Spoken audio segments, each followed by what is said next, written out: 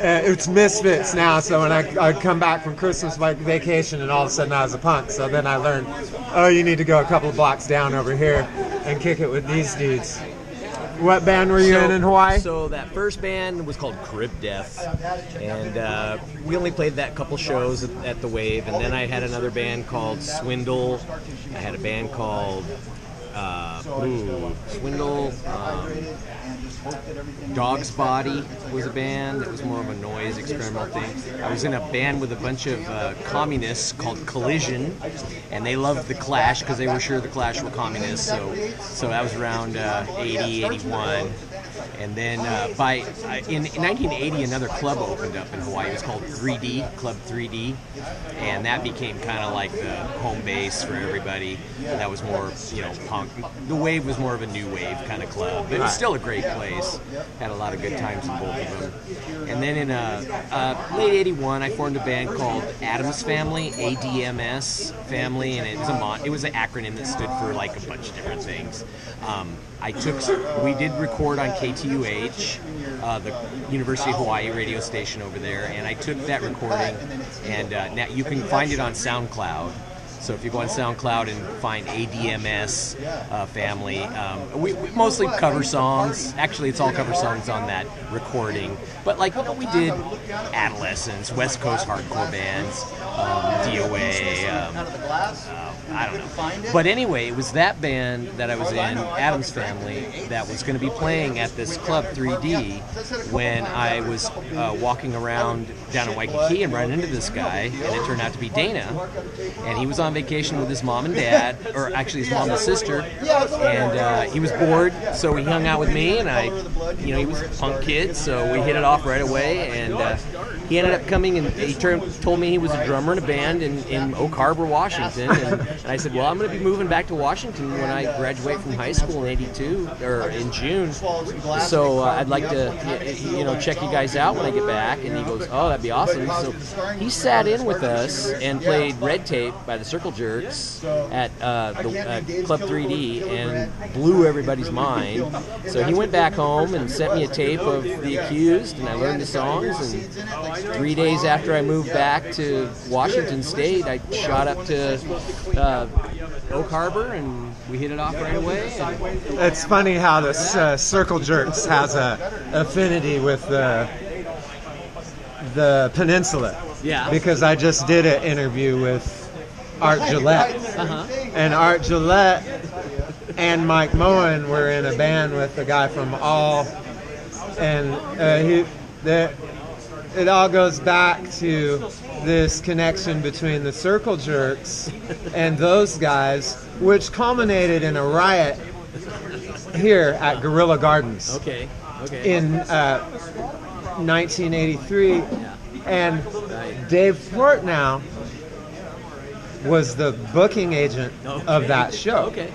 Art Gillette's band Inverted Morals opened for the Circle Jerks that day, and there was a riot, and the owner, I think his name is Donnie Chu, got arrested, and Dave ended up with the money, and Dave's dad made Dave spend the money on the bands instead of giving it back to this Chu guy. And this is just because I know this from the interview that I did with Dave. And Dave used that money to make The Accused, Martha Splatterhead album, it might have been a reissue, and Dehumanizer's first album. Right, so it's all because of the Circle Jerks, right? Super influential band, that's for sure. Nancy Kennedy here, and I forget that it was the guy that was in the Circle Jerks that was also in Black Flag or something like that. Yeah, Keith, I'm sorry, I'm poor at this because I was a metal child. Right. You know what I mean? So if you want to ask me about Blue Oyster Cult, I can tell you more. But I had to discover Metallica, then DRI, and then work my way back down to the Sex Pistols. Just because I grew up in Alaska and it wasn't accessible. We used to correspond with a guy in, I think it was Bill Board, who lived in Anchorage, and he did a zine called Warning. that was around for a while. Right. I think he lasted up until the 80s, but he was a big supporter of ours, mostly through the mail. I mean, we couldn't get up there or anything to play. We were broke. Yeah, it's amazing. There are some people. There's a lot of people that predate the internet that mailed stuff. Oh yeah. Maximum Rock. Merle Allen was really important there because he videotaped every band that he ever saw. And you could get merch from him. He's like a merch king to this day. Really. But nowadays it's like, do you want some of my brother's poop on a T-shirt? So yeah, we did our thing here in Seattle for a couple of years, and about April of '84, I had finished a community college and was offered a free ride up at Western in Bellingham, and so I wanted to go north and do that, and those guys wanted to go south, and there was no real big issue around me going. I just decided I needed to take advantage of this schooling while I could, and they moved down to Everett and did their thing, and I think we're both glad we did. So the band's from it's like a biker country band. Right? You guys are from Whidbey Island, right? Nice. All right, so you guys are raised by I was raised by Banditos. I actually am from Custer, Washington. Yeah, my aunt and my first cousin were married to the president and the vice president of the Banditos when I was little. So in '74, I lived on a farm with them. You know what I mean? And that's how I got my taste in music, because I inherited their vinyl collection. So I was listening to Iron Butterfly and Steppenwolf and all that stuff growing up. Starting, and then I saw Led Zeppelin in the Kingdome in '77. No kidding. But then I got drug off to Alaska because my mom was a stripper, and she went up there to strip, and we just never came back till '85 when I came back and I saw Metallica, Jason Newsted's first American date. Yeah, we drove down. Tom and I were living up in Mount Vernon at the time, and I think we drove down to see that show, a Metallica show that was supposed to happen in Crossroads Skate Center in Bellevue around '84, I think, and it got canceled or something. So we ended up having a big party in the parking lot all night, and we were really bummed because we were really excited about it. Yeah, well, they were opening for Ozzy with Cliff Burton, and then those shows got canceled. I don't know how that fits into the Bellevue gig, but when they came back around after they got Jason, and they came through the top of Canada, so their first American date was Seattle, and that was when I was on my way to Hawaii. It's the only reason I happened to catch the show, and do you remember a Hawaii band called If Any? They were Kailua guys, and they one of those guys moved over here and I ended up in Olympia, and started playing in bands around 90, and I ended up with this guy.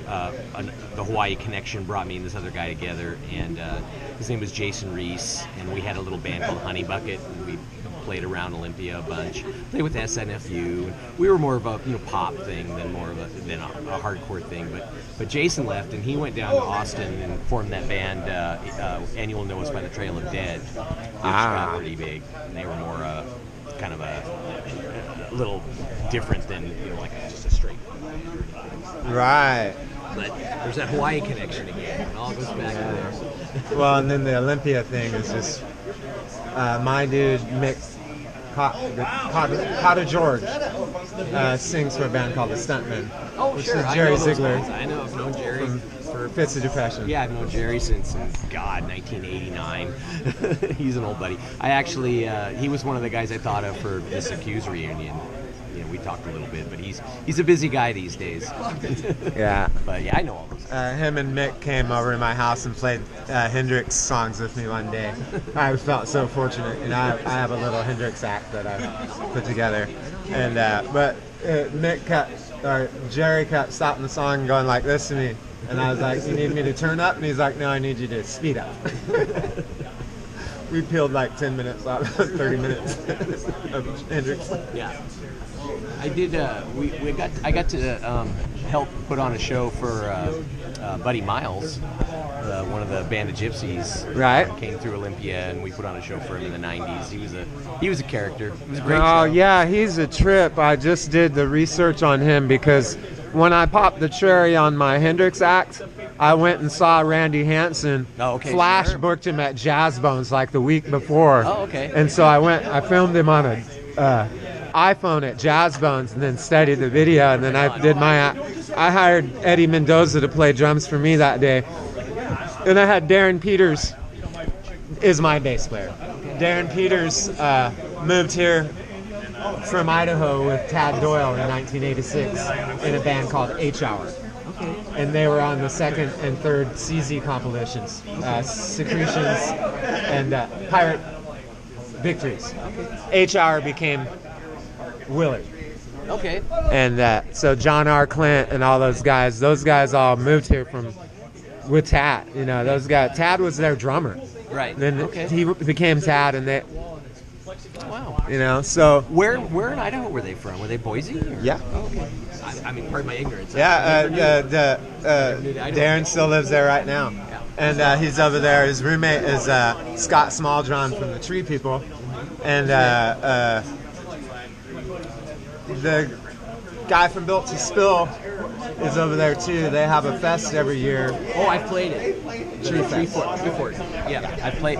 I had a in the first Tree Fort, whenever that was, 2012, 2013. I was in a band called Happy Noose, and we played over there in one of the little cafes there that they were having bands play. So that was a lot of fun. We had a good time there.